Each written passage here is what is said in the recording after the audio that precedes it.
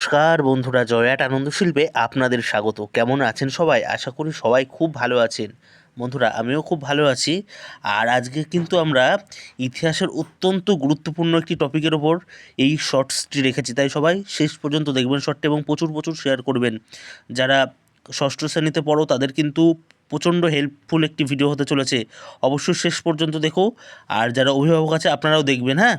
তাহলে শুরু করছি। আজকের বিষয়টা দেখুন কি আছে, প্রাচীন ভারতের কিছু নদী ও তাদের বর্তমান নাম। প্রাচীন ভারতে অনেক নদী ছিল, ঠিক আছে? তো মানে ওই যখন সিন্ধু সভ্যতা ছিল সেই সময়কার নদী তো অনেক ছিল, কিন্তু তাদের নামগুলো আলাদা ছিল। কেমন?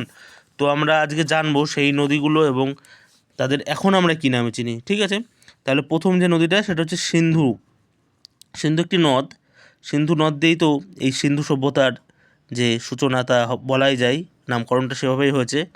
তো এই যে সিন্ধু নদ, তার বর্তমান নামটা কি দেখে নিন, ইন্দাস বা ইন্দুস। কেমন? এরপর আসছে কি গোমতী।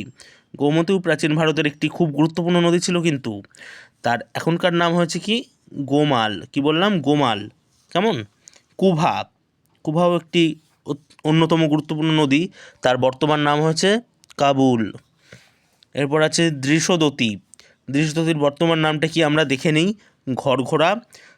তারপরে সদানেরা। সদানেরা খুব খুব গুরুত্বপূর্ণ একটি নদী, গণ্ডক। বিভিন্ন চাকরির পরীক্ষাতেও কিন্তু এইগুলো আসে, ঠিক আছে? প্রাচীন নাম কি বা বর্তমান নাম কি আপনারা ভালো করে একটু দেখে নেবেন।